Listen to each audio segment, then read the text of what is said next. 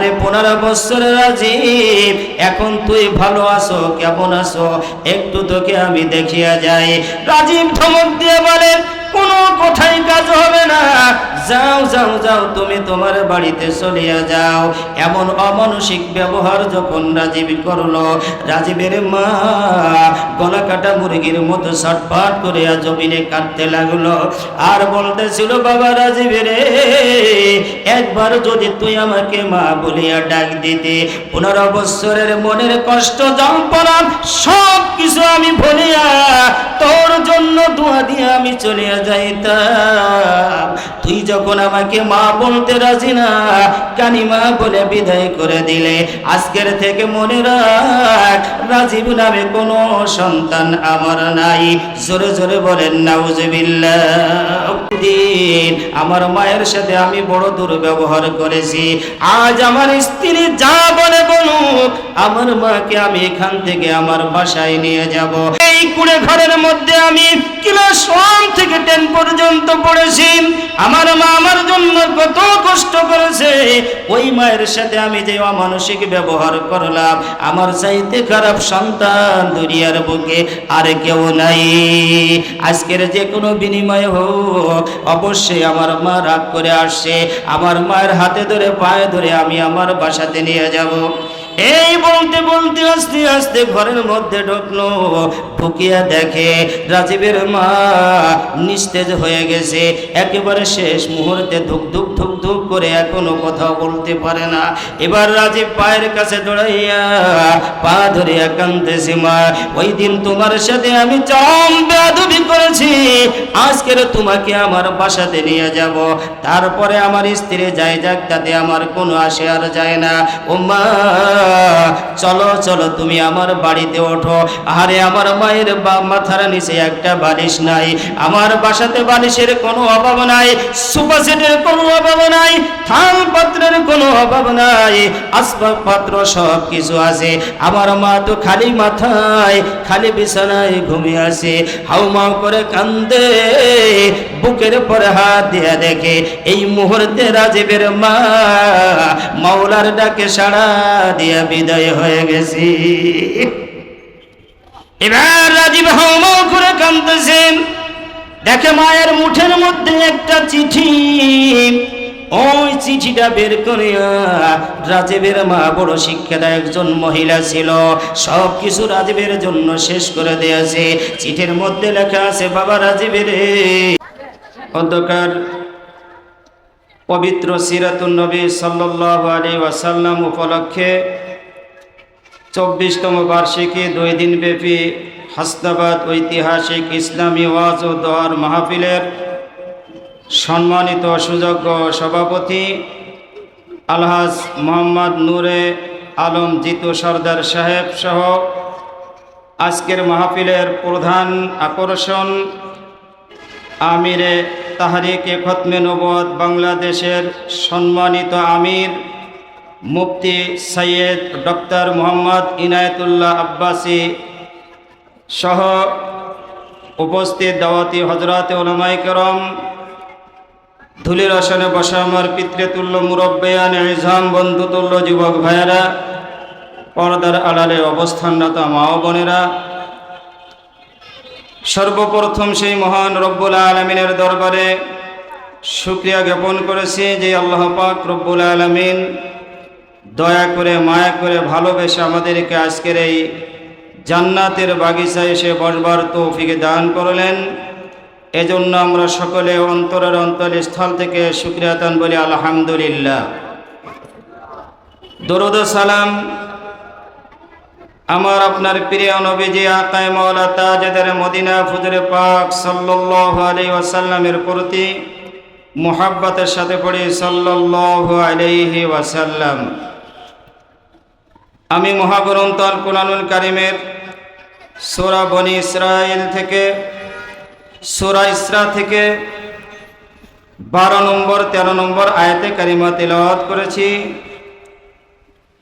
আল্লাহ পাক রব্বুল আলামিন তৌফিক দান করলে আয়াতের দিকে দৃষ্টি রেখে আজকের মাতা পিতা সম্পর্কে কিছু আলোচনা। আল্লাহ পাক রব্বুল আলামিন আমাকে আলোচনা করবার তৌফিক দান করুক, আপনাদেরকে ধৈর্য ধারণ করে শোনার তৌফিক দান করুক। আমরা সকলে বলি আমিন।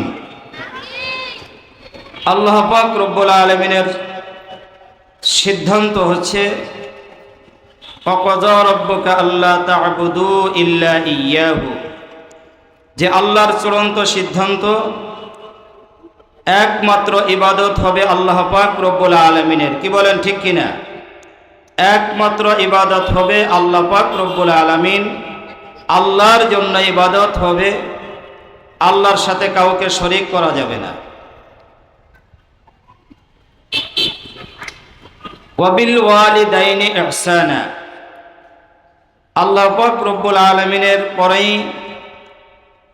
ওয়াবিল ওয়ালিদাইনি ইহসানা, আল্লাহর ইবাদতের পরেই মা বাবার সাথে সৎ ব্যবহার করা, এটা আল্লাহ পাক রব্বুল আলামিনের নির্দেশ।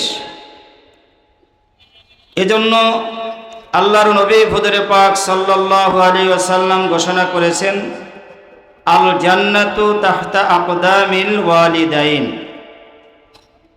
যে মা বাবার পায়ের নিচে সন্তানের জান্নাত।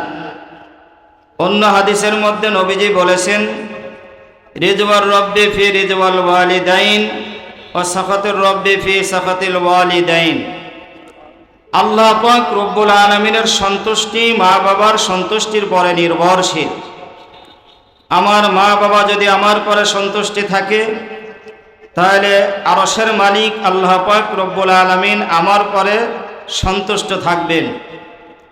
আর আমার মা বাবা যদি আমার পরে অসন্তুষ্ট হন, আমার পরে যদি দুঃখিত হন, আমার পরে যদি সে কষ্ট পেয়ে থাকে, আল্লাহ পাক রব্বুল আলামিন ওই সন্তানের পরে অসন্তুষ্ট হন।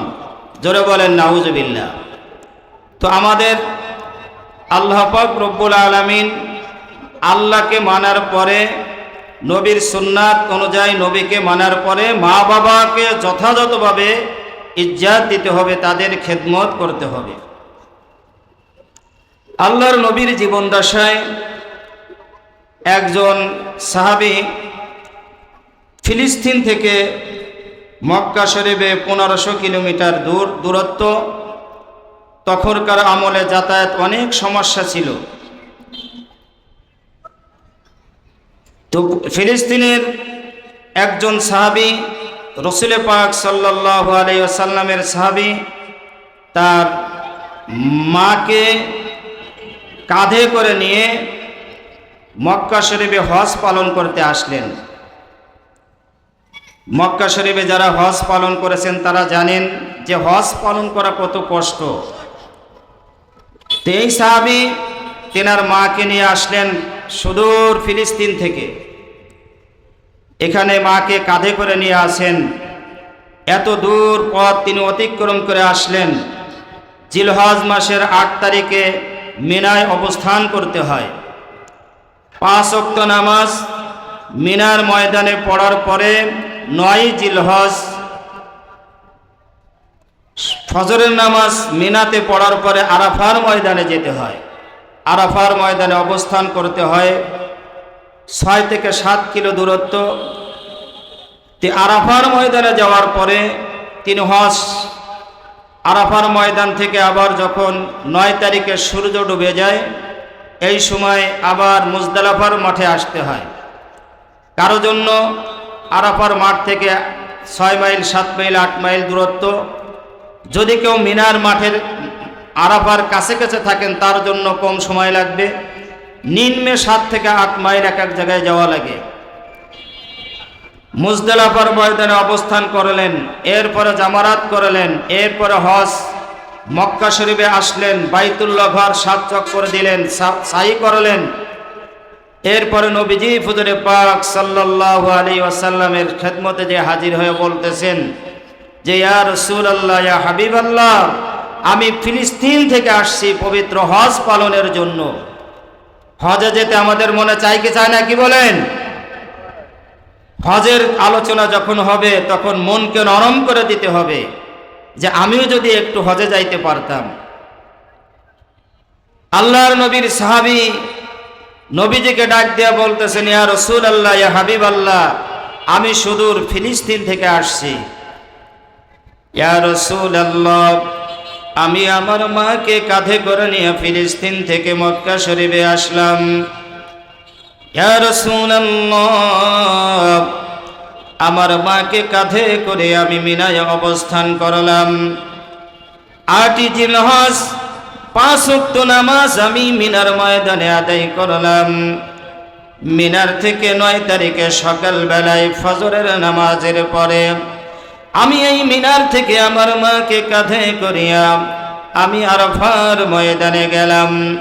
আমি একজন গরিব সাহাবী, অর্থ সম্পদ আমার নাই, কোনো যানবাহনে চড়ার মতো ক্ষমতা আমার নাই। ইয়া রাসূলুল্লাহ, আমি আমার মাকে কাঁধে করিয়া মিনার থেকে আরাফায় অবস্থান করলাম।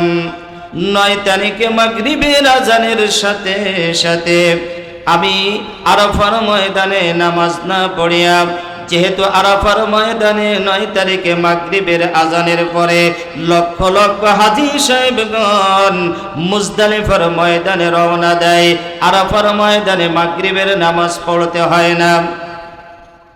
যত রাতই হোক না কেন মুজদালিফায় যায়, যদি কেউ রাত 2টার সময় মুজদালিফায় যায়, ওই 2টার সময় তার মাগরিবের ওয়াক্ত, মাগরিবের নামাজ তাকে ওই মুজদালিফার ময়দানে পড়তে হয়। মাগরিবের সাথে সাথে ইশার নামাজ পড়তে হয়। এটা হচ্ছে আল্লাহর বিধান। সাহাবী ডাক দিয়া বলতেছে, ইয়া রাসূলুল্লাহ, আমার মাকে আমি কাঁধে করিয়া ওই আরাফার ময়দান থেকে আমি মুজদালিফায় আসলাম। মুজদালিফার ময়দানে আমি মাগরিবের নামাজ, ইশার নামাজ পরস্পরে আমি আদায় করলাম।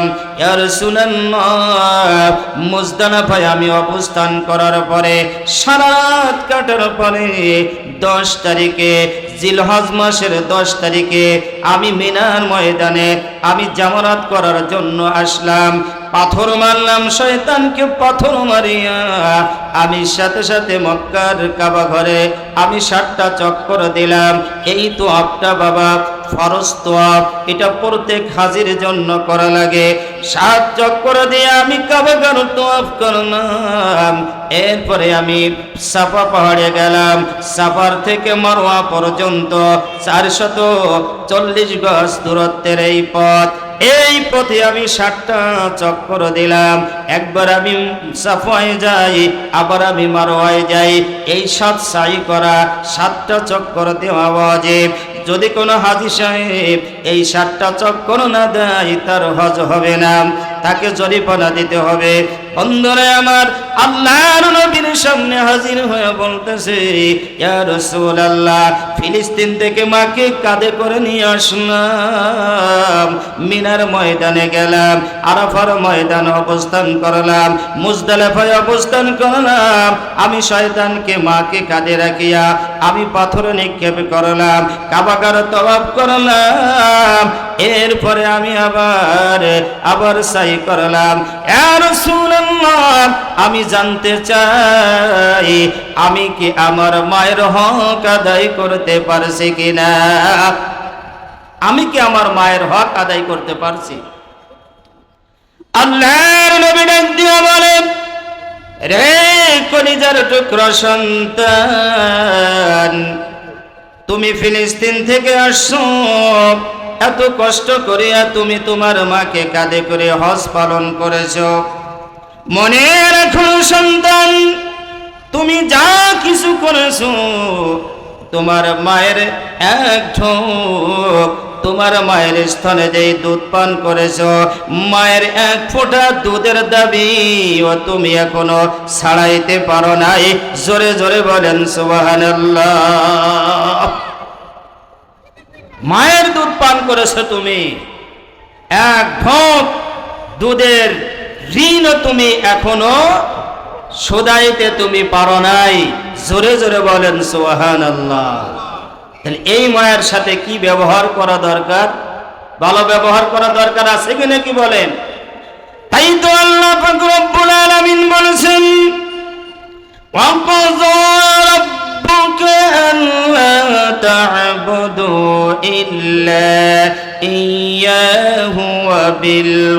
وبالوالدين إحسانا إما يبلغن عندك الكبر أحدهما أو كلاهما فلا تقل لهما أف ولا تنهرهما وقل لهما قولا كريما রে সন্তান, তোমার জীবন দশায় যদি তোমার মা বাবাকে পাও অথবা দুইজনের একজনকেও যদি পাও, কোনদিন কশিন কালেও তোমার মা বাবার সাথে খারাপ আচরণ করো না, এমন কোনো ব্যবহার করিও না যাতে করে তোমার মা তোমার প্রতি উহ শব্দ প্রকাশ করে, উহ শব্দ বলে ফেলে, আরে আমার সন্তানকে আমি কত কিছু করলাম, আমার সন্তান আজ আমার সাথে দুর্ব্যবহার করলো, আমার সাথে এই ব্যবহার করলো, আমার সাথে ওই ব্যবহার করলো, কশিন কালেও যেন এমন না হয়। আল্লাহর নবী বলেছেন, আল জান্নাতু তাহতা আকদামিল ওয়ালিদাইন, মা বাবার কত দাম, তোমার মা বাবার পায়ের নিচে তোমার জান্নাত। আল্লাহ পাক রব্বুল আলামিন তোমার পরে সন্তুষ্ট হবে যদি তোমার মা বাবা তোমার পরে সন্তুষ্টি থাকে। রিজওয়াল ওয়ালিদাইন রিজওয়ার রব্বি ফি রিজওয়াল ওয়ালিদাইন ওয়া সাখাতুর রব্বি ফি সাখাতিল ওয়ালিদাইন। তোমার মা বাবা যদি তোমার পরে কষ্ট পায়, আরশের মালিক আল্লাহ তোমার পরে অসন্তুষ্ট হয়ে যাবে। জোরে জোরে বলেন নাউজুবিল্লাহ। এজন্য আল্লাহর নবী মা বাবার ফজাইল বর্ণনা করেছেন। আল্লাহর নবী হাদিস শরীফের মধ্যে বলেন, তোমার মা বাবা তোমার জন্য কত বড় সম্পদ। ও মুসলমান ভাইরা রে, আমার কান ফেলায় শোনেন, আমার মার দিকে যদি আমি এক নজরে মায়ার দৃষ্টিতে তাকাই, আল্লাহর নবী বলেন, মা মিন ওয়ালাদিন বারিন ইয়ানজুরু ইলা ওয়ালিদাইহি ইল্লা কাতাবাল্লাহু লাহু হজ্জাতান মাবরুরা। ও সন্তান, লক্ষ্য করে শোনো, তোমার মা যদি দুনিয়ার বুকে বেঁচে থাকে, তোমার মা বাবা যদি দুনিয়ার বুকে বেঁচে থাকে, ওই অসুস্থ মা বাবার চেহারার দিকে একবার যদি তুমি রহমতের দৃষ্টিতে, মায়ার দৃষ্টিতে যদি তুমি তাকাও, আল্লাহ পাক রব্বুল আলামিন তোমার আমলনামায় একটা কবুল হজের সওয়াব লিখিয়ে দেয়। আরো জোরে বলেন সুবহানাল্লাহ। একটু দাঁড়ানোওয়ালারা বসলে ভালো হয় না, কি বলেন? আপনারা সবাই বসে পড়েন।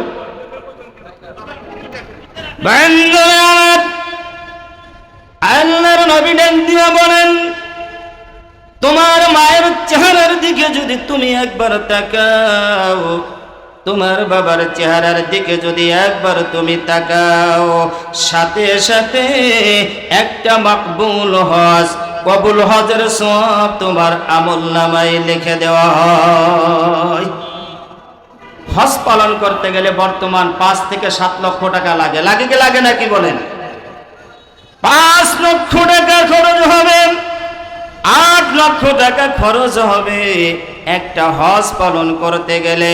তারপরে আপনার হজ কবুল হইতেও পারে, নাও পারে। টাকা যদি হালাল না হয়, টাকার মধ্যে যদি ঝামেলা থাকে, ওই হজ হয়তো কবুল হবে না।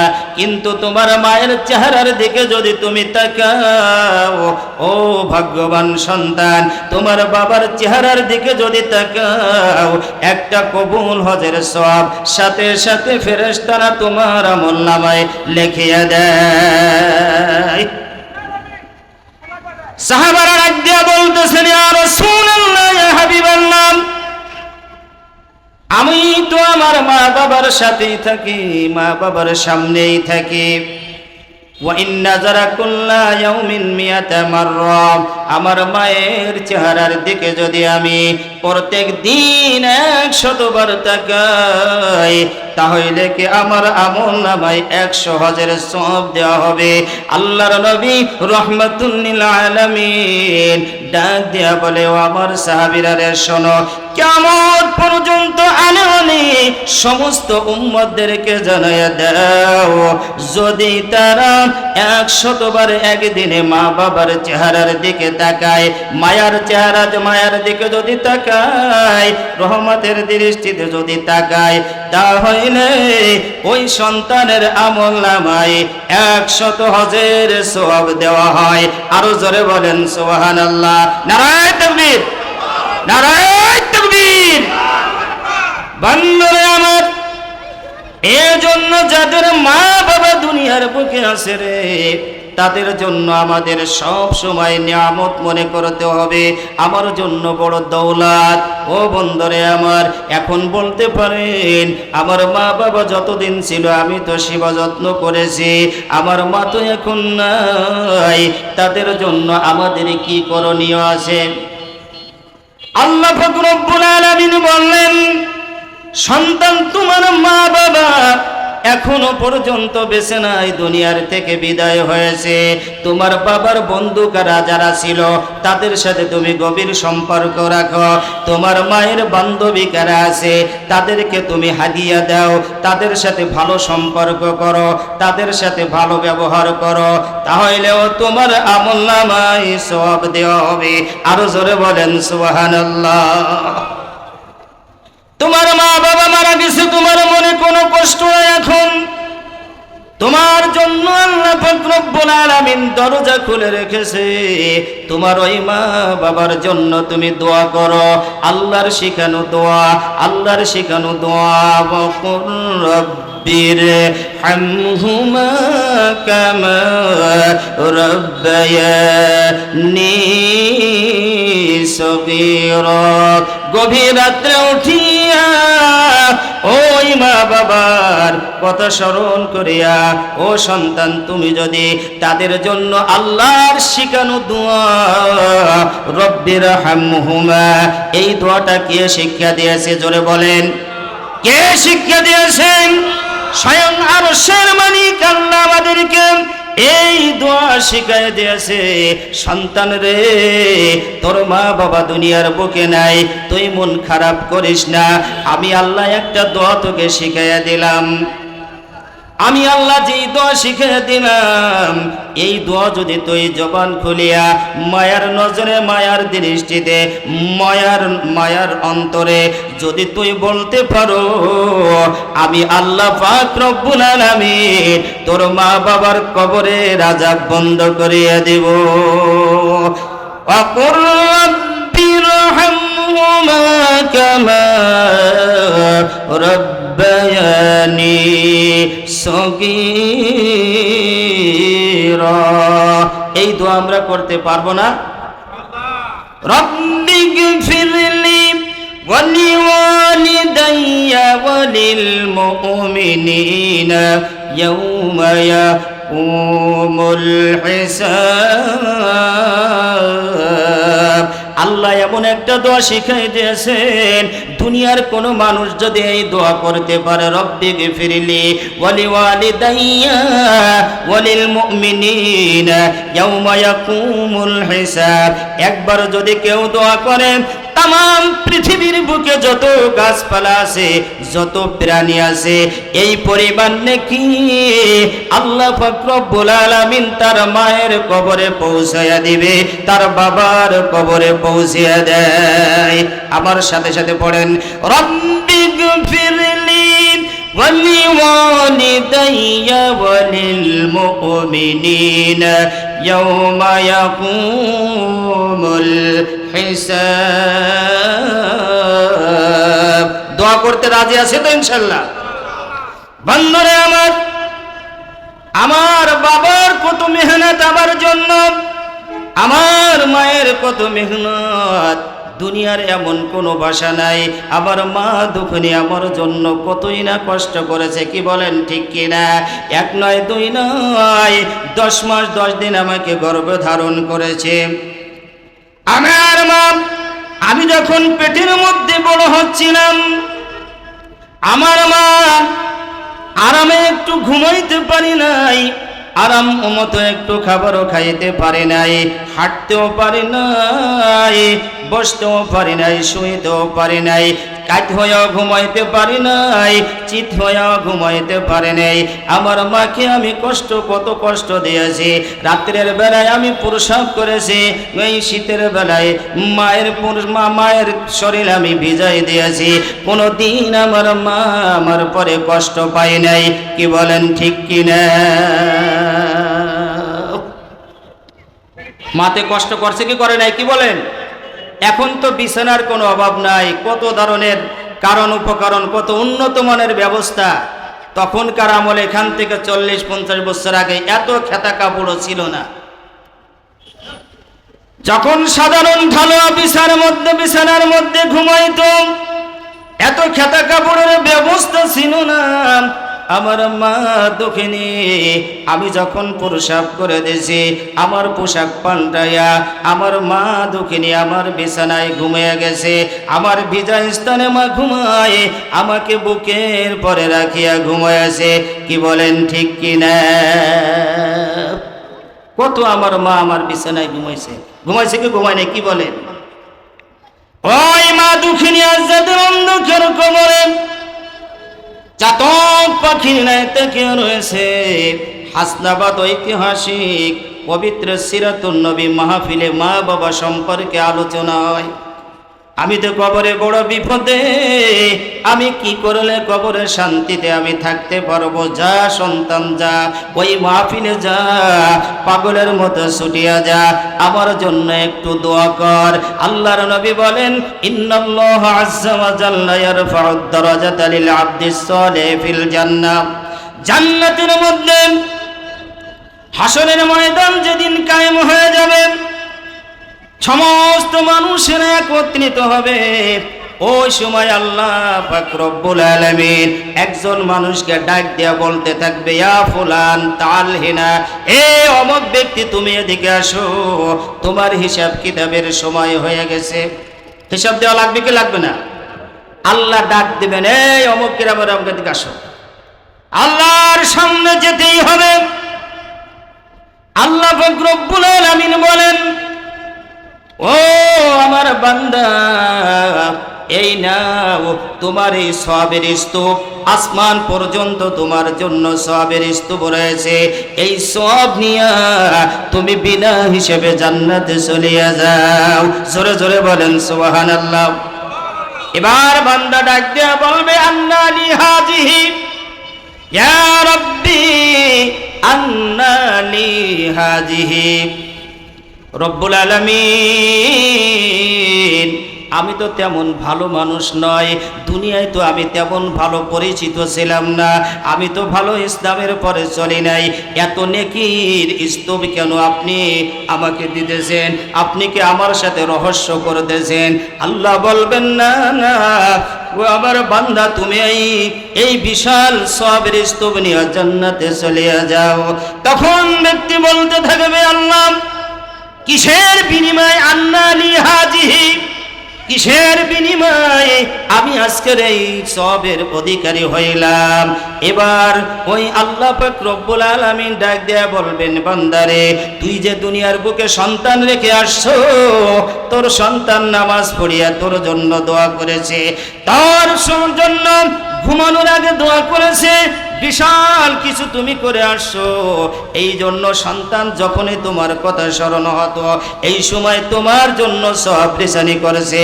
তোমার সন্তানের ইস্তিগফার, তোমার সন্তানের সূরা ইখলাস, তোমার সন্তানের সুবহানাল্লাহ, তোমার সন্তানের আলহামদুলিল্লাহ, আমি আল্লাহ পাক রব্বুল আলামিন জমা করতে করতে পাহা আসমান পর্যন্ত স্তূপে পরিণত করে দিলাম। যাও রে বান্দা যাও, তোমার সন্তানের দোয়ার বদৌলতে আজকের তুমি জান্নাতে চলে যাও। আরো জোরে বলেন সুবহানাল্লাহ। দোয়া করা দরকার আছে কিনা? রব্বিরহামহুমা কামা রব্বায়ানি সগীরা। আল্লাহর নবী বলেন, ও দুনিয়ার সন্তানেরা রে, তোমার মা বাবার জন্য কেন তুমি সওয়াব বেশি করো না কেন? তুমি একবার সূরা ফাতিহা পড়ো, 10 বার সূরা ইখলাস পড়ো, এর দৌলতে আল্লাহ পাক রব্বুল আলামিন তোমার মা বাবার কবরে এক খতম কোরআন শরীফের সওয়াব পাঠায়া দেয়। জান্নাতের মধ্যে তোমার জন্য একটা জান্নাত হয়ে যায়। মান করা কুল হুয়াল্লাহু আহাদ 10 মাররাত বানাল্লাহু লাহু কসরান ফিল জান্নাহ। আল্লাহর নবী বলেন, যেই ব্যক্তি 10 বার সূরা ইখলাস পাঠ করবে, আল্লাহ পাক রব্বুল আলামিন তার আমলনামায় তার জান্নাতের মধ্যে কমপ্লিট একটা বালাখানা তৈরি করিয়া দেয়। আরো জোরে জোরে বলেন সুবহানাল্লাহ। বলেন তো, দুনিয়ায় একটা বাড়ি বিল্ডিং বানাইতে কতদিন সময় লাগে? 10 তলা বিল্ডিং বানাইতে গেলে কমপক্ষে 1 বছর। আর আপনি শুধুমাত্র 10 বার সূরা ইখলাস পড়বেন, 10 বার সূরা ইখলাস পড়ার বিনিময়ে আল্লাহ আপনার জান্নাতের মধ্যে একটা অট্টালিকা বানায়া দেয়। আরো জোরে জোরে বলেন সুবহানাল্লাহ। এখন বলতে পারেন, আমরা তো কোরআন শরীফ পড়তে পারি না, এখন সন্তানদেরকে কোরআন পড়ানো দরকার আছে কিনা? কি বলেন? হে বন্ধু আমার, 2004 সালে মাসিক আদর্শ নারীতে একটা ঘটনা আসছিল। একটা সন্তান, তার বাবা মারা গেছে, বাবা বড় লোক ছিল, মা আছে দুনিয়ার বুকে, মা বড় সুন্দরী ছিল। সন্তান যখন মারা যায়, এবার মা দুকুনি হাল ছাড়ে নাই, অন্য ঘরে স্বামীও গ্রহণ করে নাই। ওই সন্তানের চেহারার দিকে তাকাইয়া, ওই সন্তানের মায়ায় পড়িয়া সন্তানকে ক্লাস 1 থেকে আস্তে আস্তে উপরের দিকে পড়াইতেছিল। আছে না এরকম অনেক মানুষ? স্বামী মারা গেছে, এখন সন্তান হয়েছে, গার্জিয়ান পক্ষ বলছে, যায় তুই ঘর থেকে তোর অন্য জায়গায় বিয়ে দিয়ে দি। অনেক মায়েরা আছে ওই ঘরে যাইতে চায় না, সন্তানের মায়ায় পড়ে পড়ে থাকে। সন্তানের মায়ায় পড়িয়া ওই সন্তানের জন্য, ওই ছেলেটার জন্য মায়ায় পড়িয়া মা দুঃখিনী তার জন্য লেখাপড়ার সুব্যবস্থা করলো। আস্তে আস্তে জায়গা জমি বিক্রি করতে করতে একেবারে অসহায় হয়ে গেছে, একেবারে নিঃস্ব হয়ে গেছে। নানা নানি মারা গেছে, দাদা দাদি মারা গেছে, বাবা তো মারা গেছে।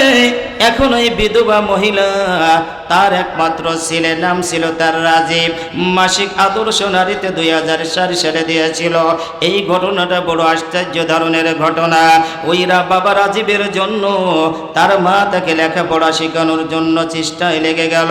আস্তে আস্তে জায়গা জমি বিক্রি করে, আরো যখন উপরে ওঠে আরো কিছু বিক্রি করার প্রয়োজন হয়।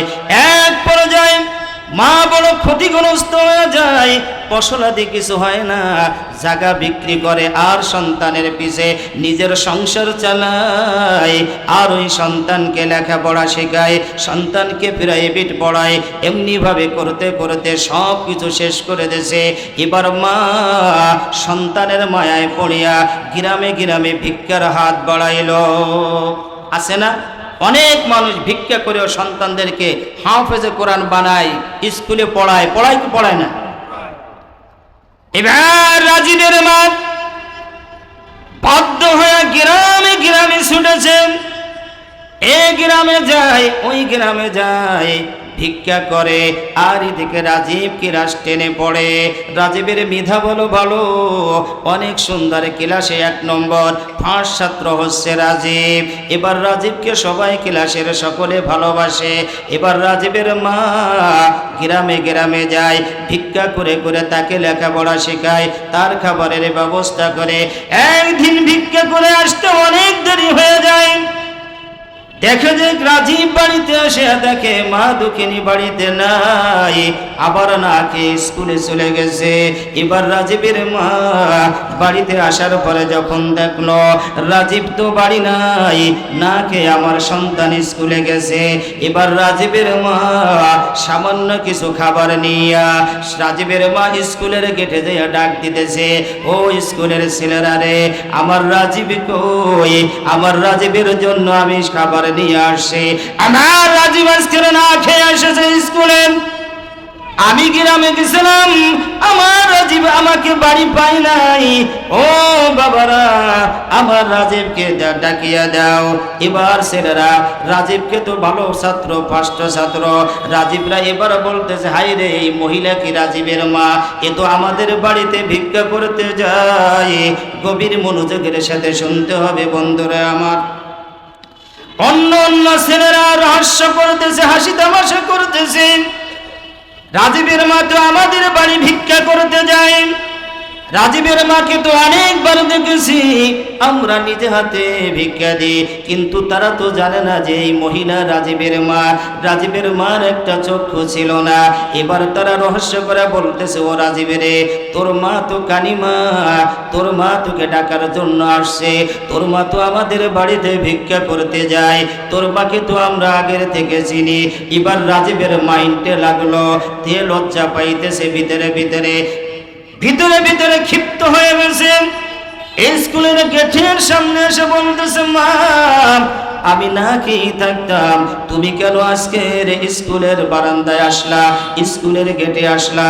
আমার তো আর মান সম্মান থাকলো না। ওই না দেখো ছেলেরা আমার সাথে রহস্য করতেছে, ডাক দিয়া বলতেছে, রাজীব রে, তোর মা তো কানিমা, তোর মায়ের একটা চক্ষু নাই, তোর মা তো আমাদের বাড়িতে ভিক্ষা করতে যায়। ও মা, তুমি কেন স্কুলে আসলাম? আজ আমার মান সম্মান সব তুমি শেষ করেছ।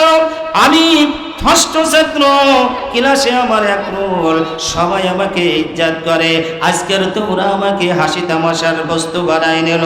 ও মা, তুমি কেন আসলা? এবার রাজীবের মা রাজীবের মাথায় হাত বুলাই দিয়ে বলে, ওরা দুষ্ট ছেলে, ওরা চেনে না, ওরা বোঝে না, ওদের কথায় তুমি কান দিও না।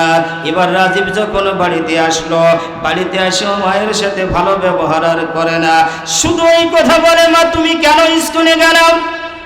আর ওরা তোমার কথা বারবার বলে, ও রাজীব, তোর মায়ের পরনে ভালো একখানা কাপড় নাই, একটা দুমা পরে আসে, মাথায় তেল নাই, তোর মায়ের পরনে একটা ভালো শাড়ি নাই, এক পায়ের জুতো নাই, এই অবস্থায় তোর মা আসে। রাজীব আস্তে আস্তে ক্ষিপ্ত হইয়া পরের দিন এলাকার থেকে উধাও হয়ে গেছে। জোরে বলেন নাউজুবিল্লাহ। ক্ষিপ্ত হতে হতে এবার এলাকার থেকে পলায় চলে গেছে। রাজীবের মা পাগলের মতো ছুটাছুটি করতেছেন। আরে আমি একটা মাত্র সন্তানের চেহারার দিকে তাকাইয়া আমার জীবন যৌবন সব কিছু আমি শেষ করে দিলাম। একমাত্র রাজীবের জন্য, আমার রাজীবের জন্য আমি সব কিছু শেষ করে দিলাম। আজকের আমার রাজীব কোথায় যায়? এমনি ভাবে তালাশ করতে করতে রাজীবের আর কোনো খোঁজ পাওয়া গেল না। দীর্ঘ 15 বছর এই অবস্থার মধ্যে চলিয়া যায়।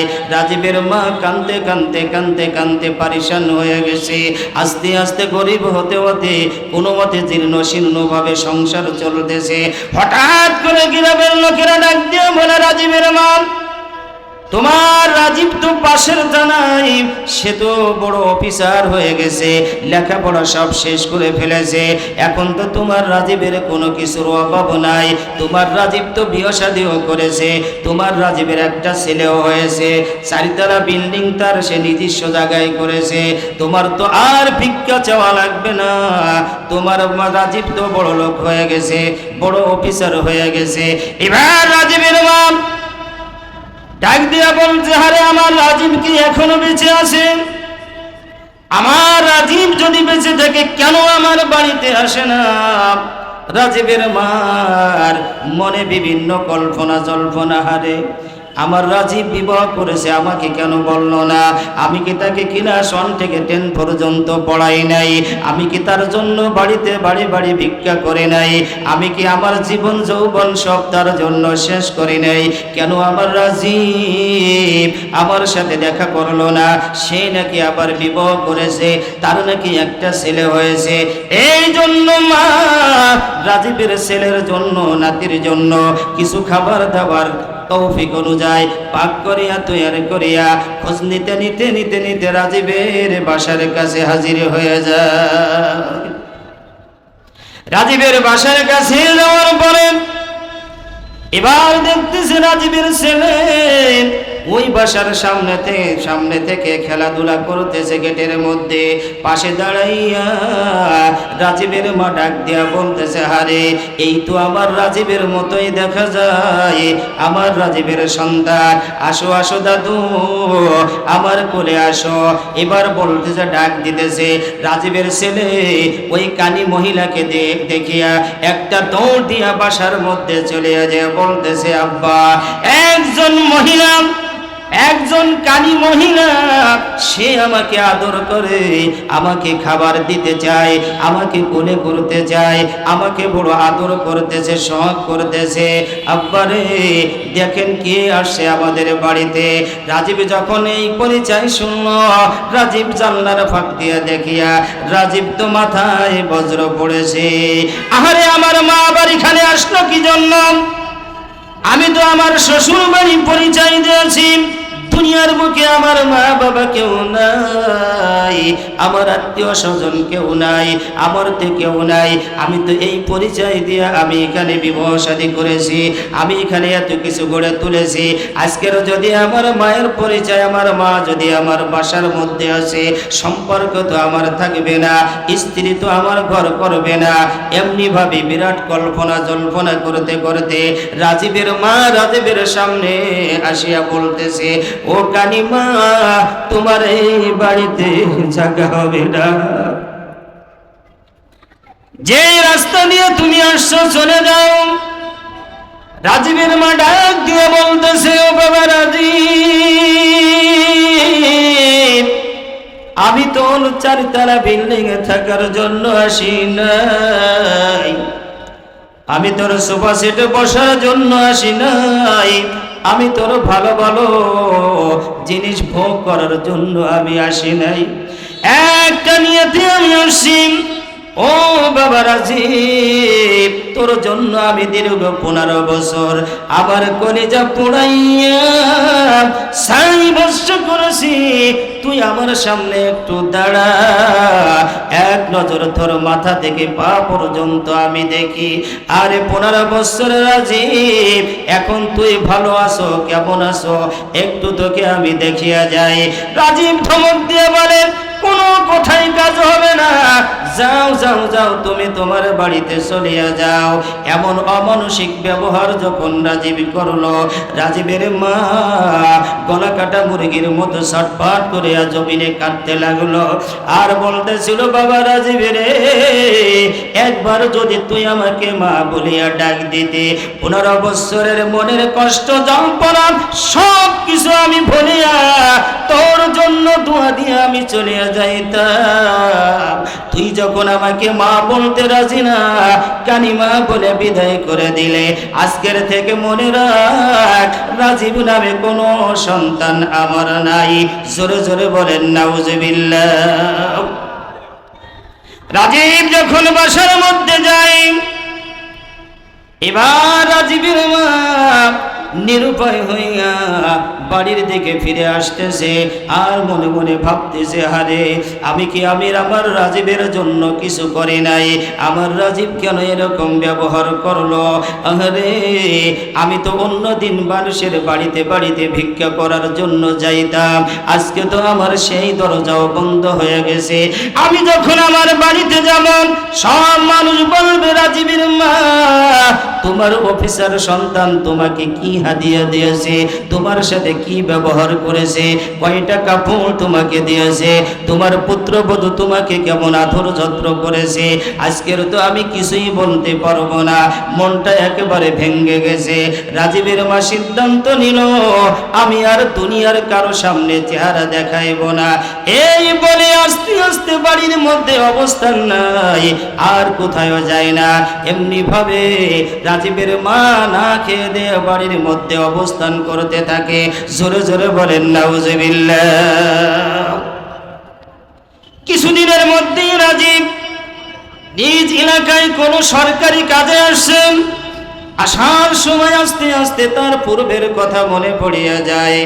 এবার মনে মনে ভাবতেছেন, আরে আমার মা কি আমার জন্য কিছু করে নাই, আমার আব্বা তো একবারে আমাকে ছোট রাখিয়া মারা গেছে, আমার মা তো আমাকে 1 থেকে 10 পর্যন্ত পড়াইছে, আমার মা তো আমার জন্য বাড়ি বাড়ি ভিক্ষা করেছে, আমার টাকা পয়সা যোগান দিয়েছে। আজকের আমি ওই দিন আমার মায়ের সাথে আমি বড় দুর্ব্যবহার করেছি। আজ আমার স্ত্রী যা বলে বলুক, আমার মাকে আমি এখান থেকে আমার বাসায় নিয়ে যাব। যদি আমার স্ত্রী তালাক হয়ে যাক, তাতে আমার মাকে আমি ছাড়তে পারবো না। এই মনে কল্পনা করতে করতে গ্রামের মধ্যে যখন ঢুকেছে, আস্তে আস্তে দিলটা মনটা আস্তে আস্তে নরম হইতেছে। এই আস্তে আস্তে যখন ওই কুড়ো ঘর, ওই ঝুপড়ি ঘরের দিকে যখন নজর পড়লো, তখন এমনি তার শরীরটা কেঁপে উঠেছে। হারে, এই কুড়ে ঘরের মধ্যে আমি ক্লাস 1 থেকে 10 পর্যন্ত পড়েছি, আমার মা আমার জন্য কত কষ্ট করেছে, ওই মায়ের সাথে আমি যে অমানসিক ব্যবহার করলাম, আমার চাইতে খারাপ সন্তান দুনিয়ার বুকে আর কেউ নাই। আজকের যে কোনো বিনিময় হোক, অবশ্যই আমার মা রাগ করে আসছে, আমার মায়ের হাতে ধরে পায়ে ধরে আমি আমার বাসাতে নিয়ে যাব। এই বলতে বলতে আস্তে আস্তে ঘরের মধ্যে ঢুকলো। ঢুকিয়া দেখে রাজীবের মা নিস্তেজ হয়ে গেছে, একেবারে শেষ মুহূর্তে ধুক ধুক ধুক ধুক করে এখনো কথাও বলতে পারে না। এবার রাজীব পায়ের কাছে দৌড়াইয়া পা ধরিয়া কাঁদতেছে, মা ওই দিন তোমার সাথে আমি চরম বেয়াদবি করেছি, আজকের তোমাকে আমার বাসাতে নিয়ে যাব, তারপরে আমার স্ত্রী যাই যাক তাতে আমার কোনো আসে আর যায় না। ও মা, চলো চলো তুমি আমার বাড়িতে ওঠো। আরে আমার মায়ের মাথার নিচে একটা বালিশ নাই, আমার বাসাতে বালিশের কোনো অভাব নাই, সোফা সেটের কোনো অভাব নাই, থাল পাত্রের কোনো অভাব নাই, আসবাবপত্র সব কিছু আছে। আমার মা তো খালি মাথায় খালি বিছানায় ঘুমিয়ে আছে, হাউমাউ করে কান্দে, বুকের পরে হাত দিয়ে দেখে এই মুহূর্তে রাজীবের মা মাওলার ডাকে সাড়া দিয়ে বিদায় হয়ে গেছি। এবার রাজীব হাউমাউ করে কাঁদতেছেন, দেখে মায়ের মুঠের মধ্যে একটা চিঠি। ওই চিঠিটা বের করিয়া, রাজীবের মা বড় শিক্ষিতা একজন মহিলা ছিল, সব কিছু রাজীবের জন্য শেষ করে দিয়েছে।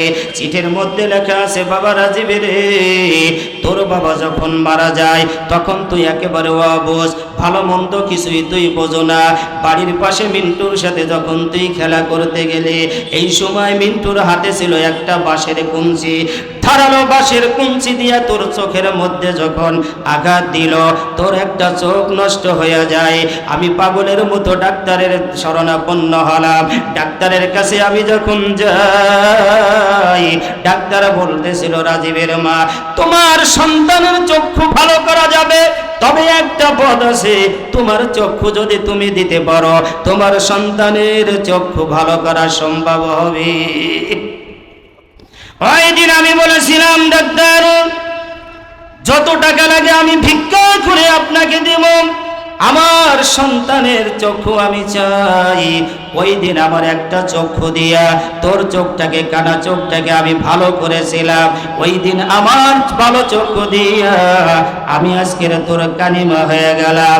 এই কানিমার পরিচয় তুই দিলি না, কোনো দিন আর তোরে বিরক্ত করতে যাবে না।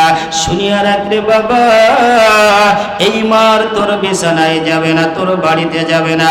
শোন, তুই যদি আমাকে একবার মা বলিয়া ডাক দিতি, বড় আশা ভরসা করে গিয়েছিলাম, একবার ডাক দিলে 15 বছরের কলিজা পোড়া সব আমি ভুলিয়া তোর জন্য দোয়া দিয়ে আমি ফিরে আসতাম। মাকে যতই কষ্ট দেওয়া হোক, মাকে সন্তানের উপর থেকে রাগ হয়, কি বলেন? হাজার কষ্ট পেলেও মা কিন্তু ভুলে যায়। মা নিজের জীবন দিয়া দেয়, তবু সন্তানের খারাপ চায় না। এজন্য একজন কবি বলেন, বন বাদুরে বনে থাকে সাউজনে তার কোলে,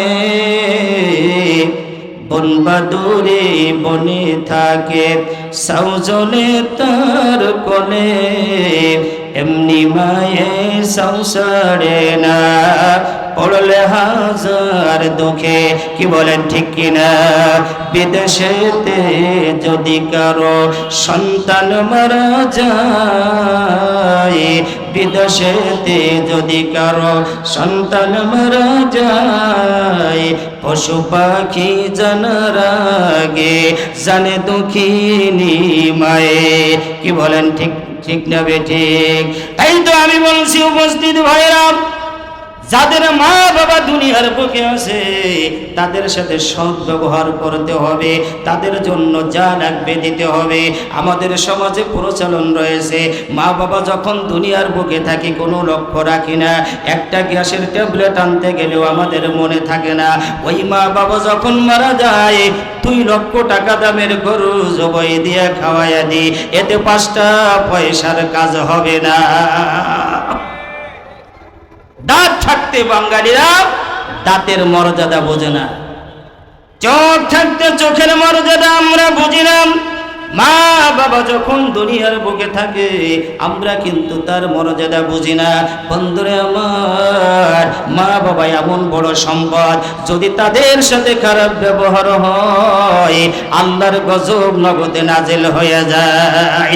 একজন সাহাবী ছিলেন হযরত আলকামা রাদিয়াল্লাহু তাআলা আনহু, যে আলকামা রাদিয়াল্লাহু তাআলা আনহু নবীর বড় প্রিয় সাহাবী ছিলেন, নবীর খেদমতে আসা যাওয়া করতেন। হাদিস শরীফ প্রমাণ করে হযরত আলকামার ইন্তেকালের সময় যখন ঘনায় আসলো, আল্লাহর নবীর সাহাবী জলিলুল কদর সাহাবী যখন নাকি ইন্তেকালের সময় ঘনিয়ে আসলো, তার মুখ থেকে কলেমা জারি হচ্ছিল না, কলেমা বের হচ্ছে না। স্ত্রী বড় টেনশনে পড়ে গেল। আশেপাশে যারা ছিল তারা বারবার ডাক দেয়া বলতেছে, লা ইলাহা ইল্লাল্লাহ, আশহাদু আল্লা ইলাহা ইল্লাল্লাহ, এমনি ভাবে তালকিন করায় দিতেছে, কিন্তু আলকামার জবান থেকে কলেমা বের হচ্ছে না। বন্ধুরা আমার কণ্ঠে শুনেন, আল্লাহ পাক সাহাবীকে ছাড় দেয় নাই। নবীর জীবন দশার ঘটনা, আল্লাহর নবীর সাহাবীর জবান থেকে যখন কলেমা বের হচ্ছে না, তার স্ত্রী নবীর কাছে সংবাদ পাঠাইল, ইয়া রাসূলুল্লাহ, আমার স্বামী আলকামা তার মৃত্যুর শয্যায় শয়িত, এখন তার মুখ থেকে কলেমা বের হচ্ছে না। ইয়া রাসূলুল্লাহ, এখন এই মুহূর্তে আমি কি করতে পারি? আল্লাহর নবী হযরত আলীকে পাঠাইয়া দিলেন, হযরত বিলালকে পাঠাইয়া দিলেন, যাও হযরতে আলী বিলাল যাও, তার কাছে যাইয়া তালকিন করতে থাকো, তার জন্য দোয়া করতে থাকো। হযরতে আলী আসলেন, হযরতে বিলাল আসলেন, তারপরেও জবান থেকে কলেমা বাহির হচ্ছে না। এবার আল্লাহর নবী নিজে আসলেন।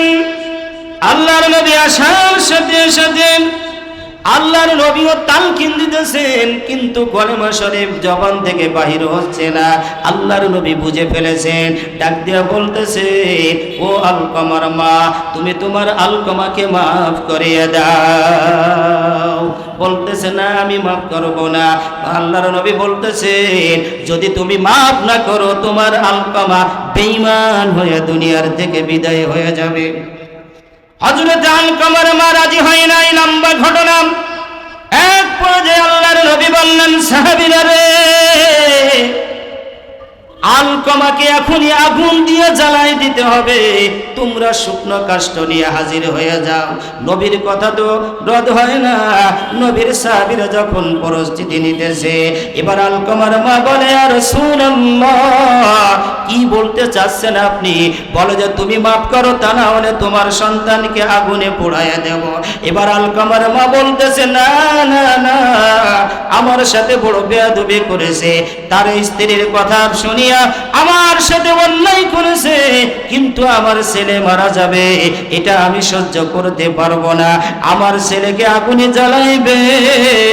ইয়া রাসূলুল্লাহ, আপনার হাতে ধরে পায়ে ধরে আমার সন্তানকে আপনি জ্বালাইতে পারবেন না। আল্লাহর নবী বলেন, তাই না, তোমার সন্তানকে তুমি মাফ করিয়ে দাও। আলকমার মা বলতেছে, ইয়া রাসূলুল্লাহ, আপনি সাক্ষী থাকেন, আমার আলকমার পরে আমি বড় অসন্তুষ্ট হয়েছিলাম, এখন আমি আমার আলকমাকে সম্পূর্ণ ক্ষমা করে দিয়েছি। জোরে বলেন সুবহানাল্লাহ, নারায়ে তাকবীর। বন্ধুরে, আমার জন্য যত বড় সমস্যা হোক না কেন, মা বাবার সাথে দুর্ব্যবহার করা যাবে না। তুমি যদি তোমার মা বাবার সাথে দুর্ব্যবহার করো রে, আসমানে কোনো আমল তোমার কবুল হবে না। বেঈমান হয়ে দুনিয়ার থেকে মরতে হবে। আমরা আমাদের মা বাবাকে খেদমত করতে রাজি আছি কিনা, কি বলে? আল্লাহ পাক রব্বুল আলামিন আমাদের সকলকে তৌফিক দান করুক। জোরে বলেন আমিন। খেদমতে মা দরপে দর কুন সুবহ শাম, তাকে বাসি দর্দ আলম নেকে নাম, তাকে বাসি দর্দ আলম নেকে নাম। ওই মা বাবার জন্য সর্বদা দোয়া করব। মা বাবার চেহারার দিকে তাকাইলে সাথে সাথে কবুল হজের সওয়াব হয়ে যায়। এজন্য আল্লাহর বিধান, ওয়া কাযা রাব্বুকা আল্লা তা'বুদু ইল্লা ইয়্যা ওয়া বিল ওয়ালিদাইনি ইহসানা। মা বাবার সাথে সৎ ব্যবহার করো। এখন অধিকাংশ সময় শোনা যায়, বিভিন্ন এলাকায় শোনা যায়, নিজের হাতে নিজের মা বাবাকে শেষ করিয়া দেয়। কি বলেন, ঠিক কিনা? ইয়াবা খাইতে খাইতে, বাবা খাইতে খাইতে এমন অবস্থা হয়, নিজের মাকে নিজের হাতে জবে, ঘুমন্ত অবস্থায় জবাই দেয়। কি বলেন, ঠিক কিনা? এজন্য নিজের সন্তানদেরকে সুশিক্ষায় শিক্ষিত করতে হবে। রাজীবের মা যেমন ভুল করেছে, নিজের সন্তানকে স্কুলে পড়াইয়া এমন কিছু করেছে যার কারণে তাকে ভুলিয়া ফেলায় চলে গেছে। আমাদের সন্তানদেরকে সুশিক্ষায় শিক্ষিত করবো তো ইনশাআল্লাহ। আল্লাহ পাক কবুল করুক। জোরে বলেন আমিন। আসসালামু আলাইকুম ওয়া রাহমাতুল্লাহি ওয়া বারাকাতুহু।